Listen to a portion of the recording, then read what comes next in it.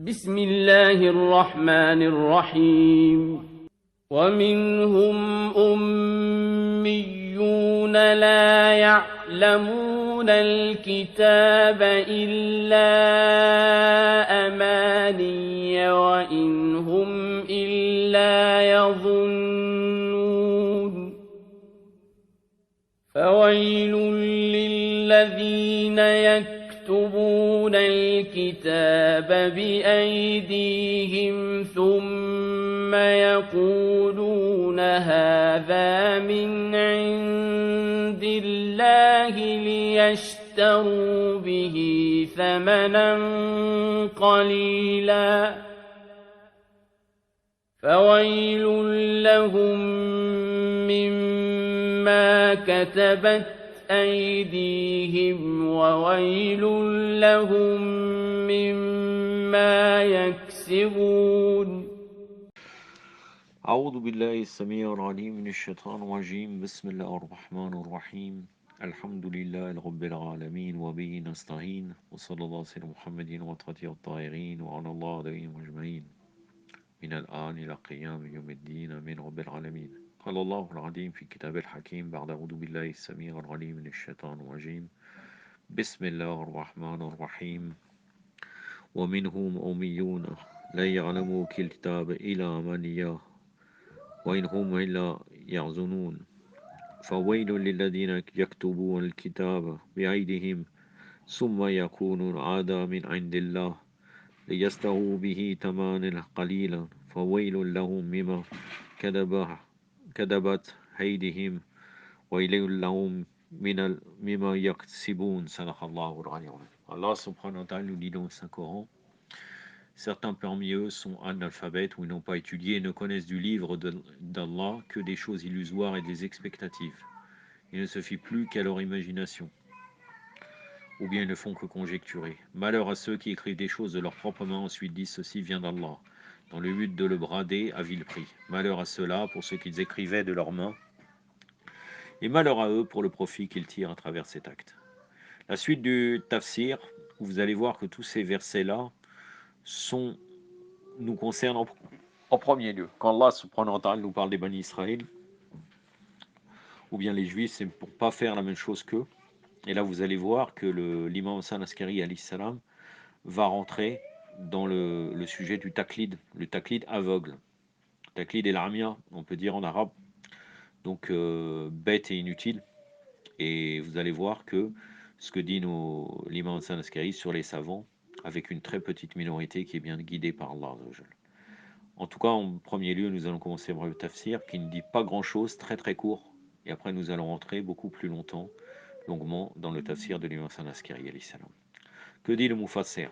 Un groupe de savants juifs changeait les attributs du prophète Mohammed sallallahu alayhi wa alayhi, mentionnés dans la Torah, et cette falsification était destinée à protéger leur position et les profits qu'ils tiraient de cet acte chaque année.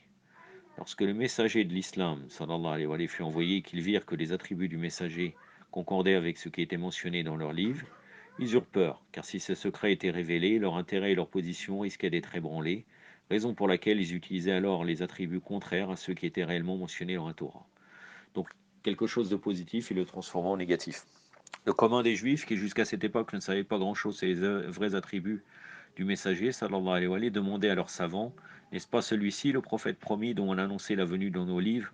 Alors leur disait les versets falsifiés de la Torah, afin de les convaincre. Puis au verset précédent sur l'attitude désobéissance des Juifs, le verset suivant montre qu'ils étaient divisés en deux groupes: le commun des gens de la société et les savants rusés. Certes, il existe une minorité de savants qui avaient cru et accepté la vérité et qui avaient rejoint les musulmans. Il y est écrit: il y a un groupe de personnes qui ne profitent pas de la connaissance et qui ne savent du livre d'Allah qu'un peu d'illusion et de faux espoirs. Donc là, on peut dire illettrés, mais de personnes qui ne profitent pas de la connaissance et qui ne savent du livre d'Allah qu'un peu d'illusion et de faux espoir, préférence attachée à leur imagination. Le mot ummiyoun est le pluriel de ummi. Cela signifie analphabète, c'est-à-dire être à l'état où on est né de sa mère, c'est-à-dire sans aucun changement, sans avoir été à l'école et sans avoir étudié chez un maître. Ou alors c'est parce qu'un groupe de mères, par rapport à leur affection inconsciente vis-à-vis de leur enfant, ne se séparait pas d'eux et ne laissait pas aller à l'école. Amani est le pluriel de umniya, ce qui signifie espoir. C'est-à-dire parce que là, on est arrivé à il a amaniya dans le verset 78 et ne le considère que comme de vain espoir. Donc là, il est dit amani, c'est le pluriel de omnia, ce qui signifie espoir. Cela peut faire allusion à une forme d'illusion et des avantages essentiellement fictifs que nourrissaient les Juifs. Un autre groupe était constitué de savants qui falsifiaient les réalités à leur avantage, tel qu'on le remarque dans le verset suivant qui dit « Malheur à ceux qui écrivent des choses de leurs mains, puis disent cela vient d'Allah ». C'est dans le verset 79. Leur objectif visé est d'obtenir un tribut insignifiant. Malheur à ceux qui écrivent de leurs mains, malheur à ceux qui obtiennent pour cette trahison. À partir des dernières phrases de ce verset, nous comprenons bien qu'ils utilisaient des moyens non sacrés et obtenaient également des résultats non convenables. Là, c'est la fin du tafsir, vous avez vu, il n'y a rien, strictement rien. Alors que le tafsir de l'imam Hassan Askari, mashallah, bien entendu, est beaucoup plus complet. Donc là, l'imam Hassan Askari, alayhi salam, quand il nous commente le verset 78 et 79, qu'est-ce qu'il dit? Ensuite, le Très-Haut a dit « Ô Muhammad, sallallahu alayhi wa alayhi », c'est-à-dire là, entre parenthèses, bien entendu, parce que le verset commence pas par cela, il commence par « Il y a parmi eux des illettrés »« Ô Muhammad, Allahumma salli ala Muhammad wa ali Muhammad wa lajal farajahum wa la'anadahum » Et parmi ces juifs, il y a des illettrés qui ne savent pas lire ni écrire, comme un ummi, qui est actuellement associé avec Pas lire ni écrire, c'est-à-dire aussi ne pas comprendre. Cela est comme si, ça c'est moi qui le rajoute, cela est comme si quelqu'un essaie qui ne savait pas lire ni écrire, qui ne savait rien du livre et ne le considère que comme de vain espoir, sauf si quelqu'un le lit pour lui et lui dit que c'est le livre d'Allah et sa parole. Il ne sait pas ce qui lui est lu et est contraire à ce qui est dans le livre ou non. Il ne faut qu'on conjecturer, signifiant ce que ses chefs lui disent en fabriquant des mensonges sur Muhammad sallallahu alayhi wa sallam et dans sa prophétie, et l'imama de Ali alayhi salam, et les gens les suivent alors qu'il est interdit pour eux de faire leur taklid. Regardez, c'est très important. Donc l'imam Hassan Askari a dit, une personne a dit à l'imam Sadiq alayhi salam, la majorité des juifs ne connaissaient pas le livre jusqu'à ce qu'il leur soit lu par leurs prêtres, et ils n'ont pas eu d'autre moyen de le connaître que par la bouche de ces prêtres. Quelle est donc la raison de leur condamnation d'être dans le taklid, dans leur taklid et d'accepter les fatwas de leurs prêtres? Est-ce que j'ai juifs qui ne sont pas comme notre peuple qui fait aussi le taklid de leurs savants? Car s'il n'est pas permis à ces juifs d'accepter ce qu'ils obtiennent de leur peuple, prêtre, il n'est pas permis d'accepter ce que nous obtenons de nos savants. Donc l'imam Hassan Askari alayhi salam a répondu, entre notre peuple et nos prêtres, et nos savants, pardon, et leur peuple et leurs rabbins, ou bien prêtre, il y a une différence et une similitude. Pour ce qui est similaire entre les deux, Allah a également condamné les musulmans pour avoir suivi leurs savants, tout comme leur peuple ayant été condamné qu'il y ait une différence entre eux ou non. Quelqu'un demanda, explique-moi cela au fils du messager d'Allah, sallallahu alayhi wa alayhi. L'imam alayhi salam a répondu, la majorité des juifs étaient au courant de ce que leurs rabbins usaient de mensonges envers eux et qu'ils mangeaient ce qui était interdit, qu'ils prenaient des pots de vin et modifiaient les ordres des obligations par intercession de quelqu'un ou en faveur de quelqu'un. Ils savaient qu'ils étaient extrêmement préjudiciables à leur ennemi et à celui à qui ils portaient atteinte. Ils le déshonoraient, ils privaient de ses droits et celui envers qui ils étaient redevables, ils lui donnaient des richesses qu'ils ne méritaient pas. Ils savaient que leur action était illicite et ils savaient aussi dans leur cœur que leurs actions étaient maléfiques et il n'y a aucune permission pour cela d'être vrai avec Allah et ils n'ont accepté l'intercession du prophète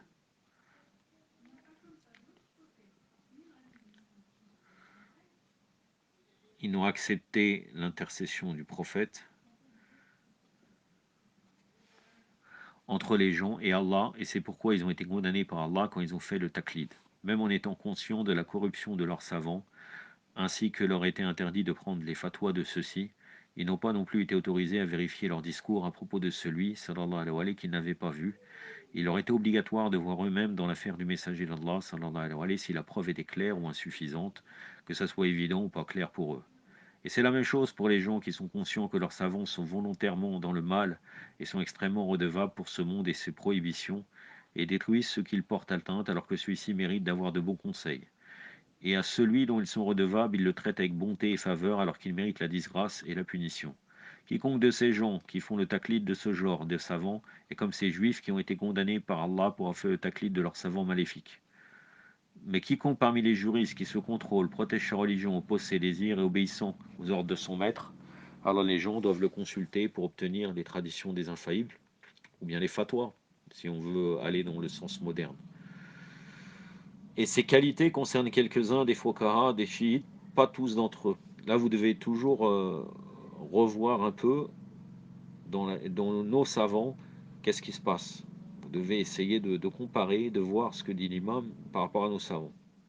Et ces qualités concernent quelques-uns des Fuqaha, des chiites, pas tous d'entre eux. Et ceux parmi eux qui se livrent aux mauvaises actions et à l'immoralité n'acceptaient rien d'eux, et ne leur donnaient aucun respect. Il y en a beaucoup parmi eux qui mélangeaient leurs paroles aux nôtres, les gens de la maison, alayhim salam.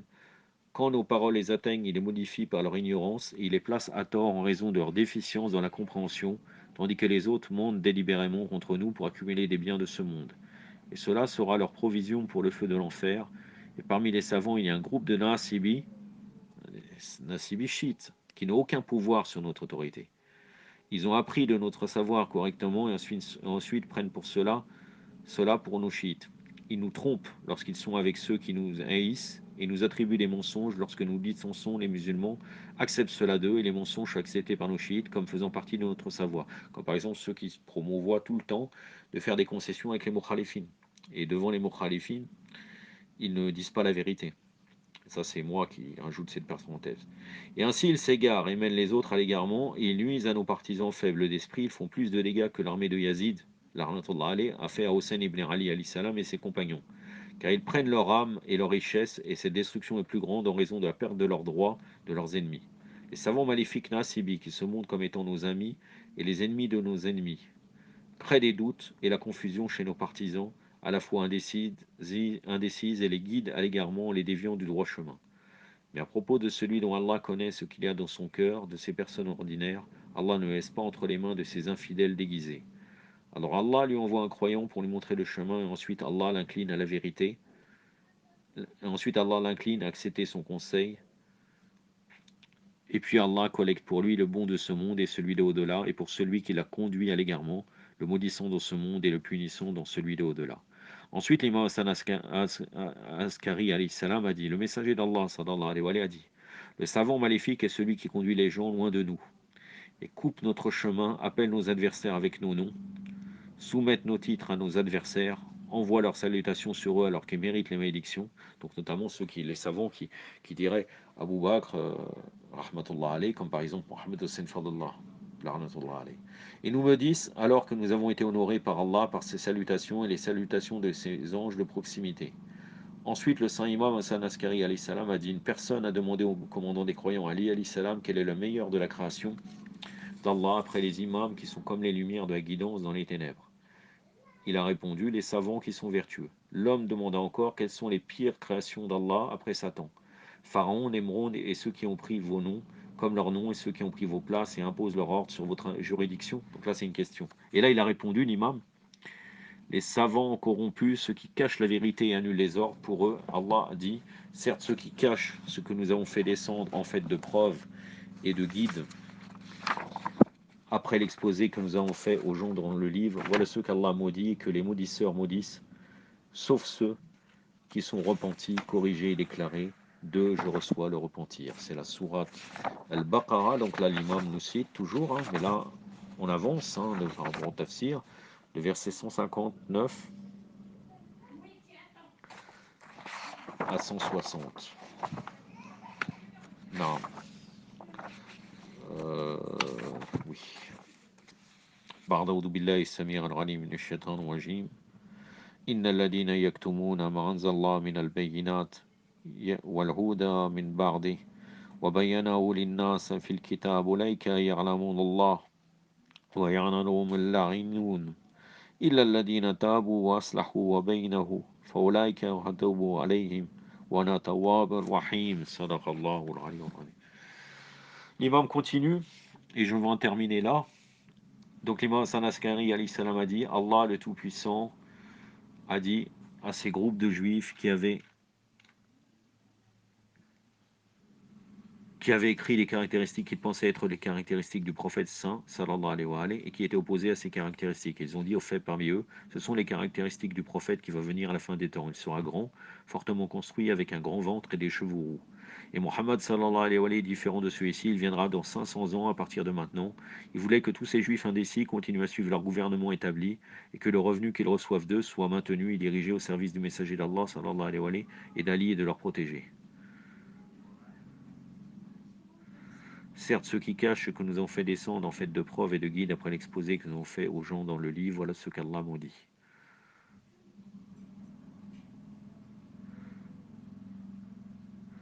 Ils ont altéré les caractéristiques de Mohammed sallallahu alayhi wa sallam et de Ali, ils resteront dans de sévères punitions, dans le pire endroit d'enfer. Il y a un problème de traduction.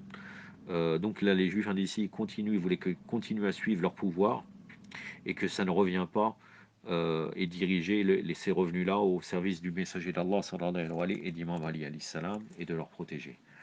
J'en ai terminé avec cela. أكتفي بهذا القدر وصلى الله على سيدنا محمد وعلى آله وصحبه الطاهرين والسلام عليكم ورحمة الله.